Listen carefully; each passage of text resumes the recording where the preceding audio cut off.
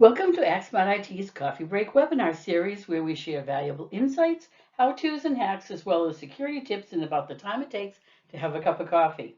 Yes, we'll go fast, but no need to take notes. You'll be able to download the tip sheet at the end of the webinar. Today's topic is Phishing 101. Don't get hooked. How to recognize and avoid phishing attacks. I'm your host, Pam Snell. My husband David and I started our business as American Computer Technologies in 1982. I'm the newsletter editor for both the Business Edition and the Dental Healthcare Edition. I'm the creator of Safer Everyday Email series, and I am a human firewall.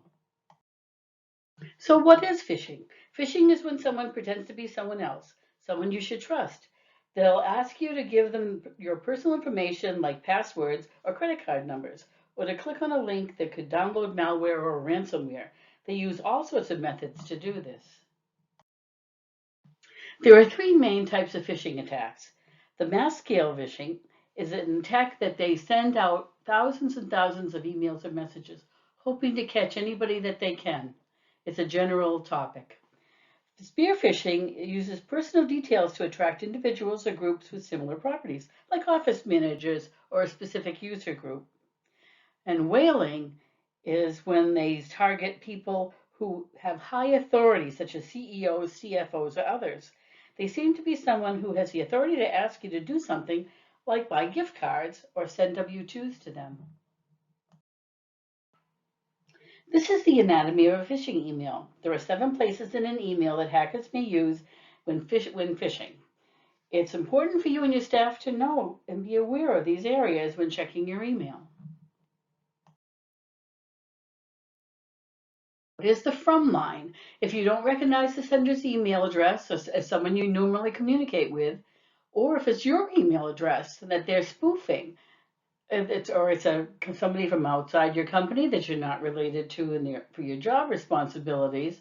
Now that's the one that we see often that gets clicked on is resume. Everybody's curious about somebody's resume, even if they're not HR. Also, if the email sender is from somebody outside your organization, and it's usually out of character, it's not somebody that you ever do business with.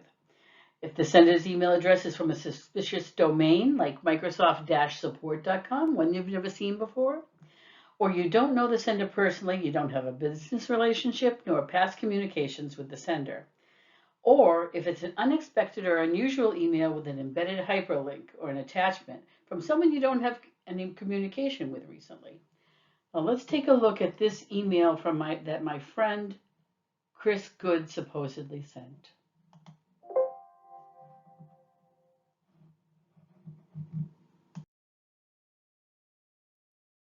If you look at this from email address, it says it's from Chris Good. But if you look at the actual email address that sent it, it has nothing to do with Chris. So you know it's a phony. Things to consider when looking at the to, date, and subject sections of your emails.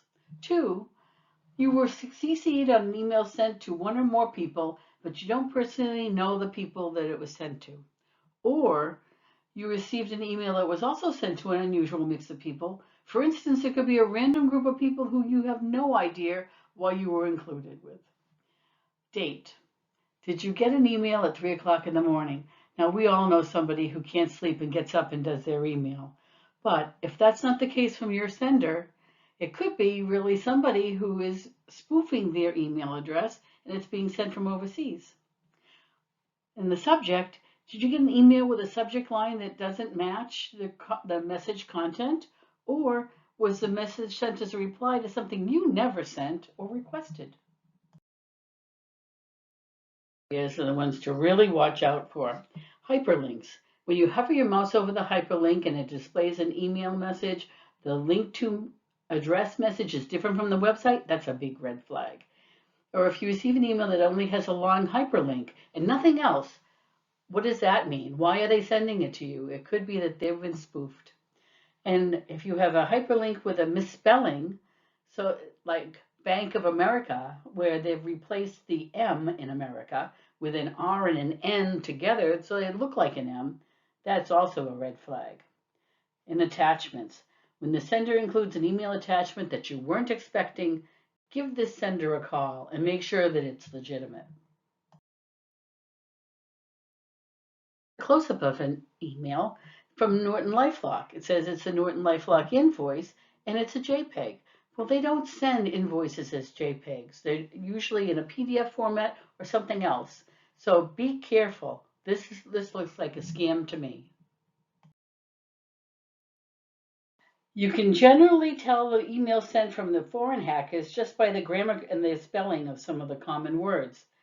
Now, what you want to look for is also something like, you must respond within 24 hours to get your prize.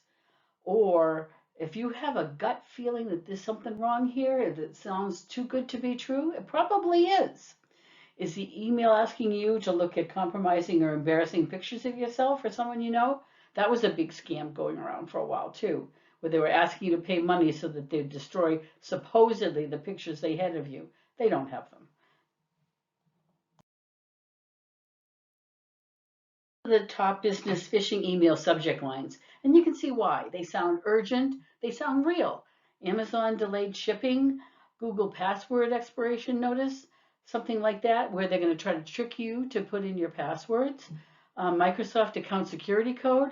You can tell why all of these could easily trap somebody. Five attack types currently being used. When these links are clicked, they often lead to disastrous cyber attacks such as ransomware. So there's a phishing links, there's the domain spoofing where it seems to come from your email address, but it's not.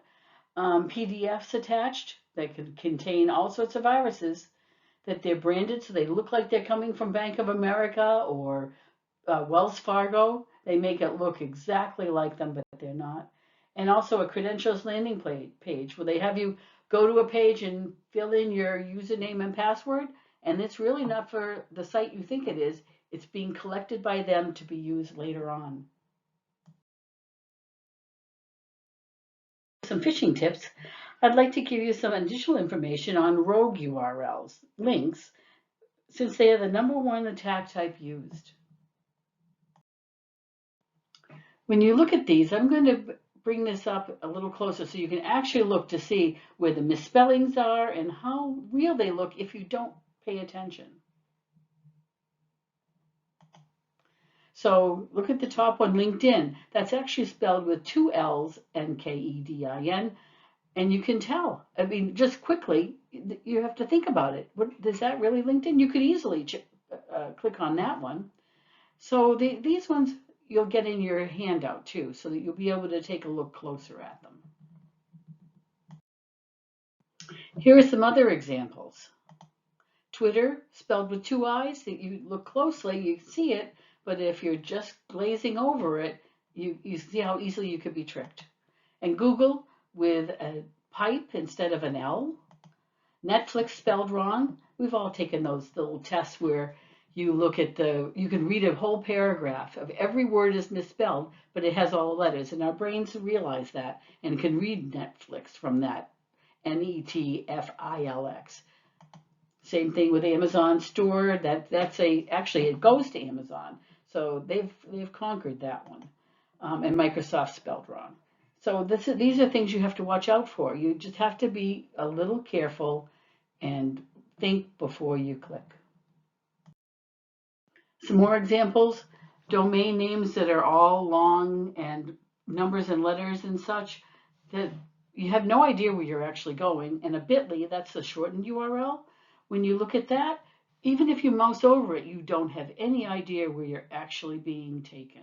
So just be careful of all of these. And also, if a file attachment is an image, you know that there's something wrong there. The majority of employees have at least 2 email addresses, with an average of 121 sent and received business emails per employee per day. You can see workers can be overwhelmed.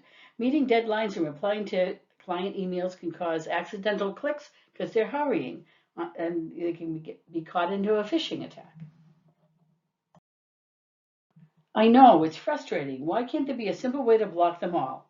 Well, there's no easy button. For a foolproof solution, there are some steps that you can take to minimize your phishing risks. This is what you can do to be safer. Think before you click. Always be suspicious. Make sure that you've moused over the email address or the attachment and scrutinize who you're getting it from, when they send it to you, and why they're sending it to you. Verify requests by a phone call.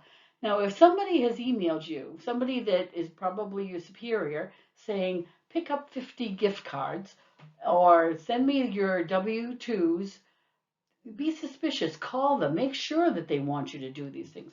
Don't just take the word of an email. And don't share any personal information on social media. They can use that to trick you into thinking that you know them and they know you. If they say, oh, I saw that you went on vacation last week, did you have a great time? Or even, we really recommend that you don't post that you're on vacation when you're on vacation, because the other problem you could have is you're saying that your house is available, come rob me. Be careful. Here are some more things you can do. Choose security over convenience. This is the biggest one because everything else falls under that. If you're saving a minute by clicking quickly and not reading, or you're not using two-factor authentication, you could be saving a minute that could actually give you weeks and weeks of hassles. Also, take security awareness training. What that does is it just reminds you, just like when we used to have to worry about who was putting on their seatbelts. Now everybody does because they've been reminded and reminded, and it becomes ingrained. So that's what you want to do. You want to be reminded of all the things that you need to be doing to stay secure. Also, you can get free weekly information from ACTSmartit.com/tips. We'll send quick, easy to read emails, one email a week that just reminds you of all the things that you should be doing. You can work towards becoming a human firewall like me. I'm the first line of defense. I know that we could be a hacker's target no matter how small we are. I use strong password phrases. I watch what I share on social media. I don't open random attachments. I don't click on arbitrary links, and I take cybersecurity training. I take it all the time. If you'd like to become a human firewall, you can get a human firewall mug from us if you're one of the first 100 to respond. Send your name and postal mailing address to pam@actsmartit.com, and we'll get that mug out to you full of goodies.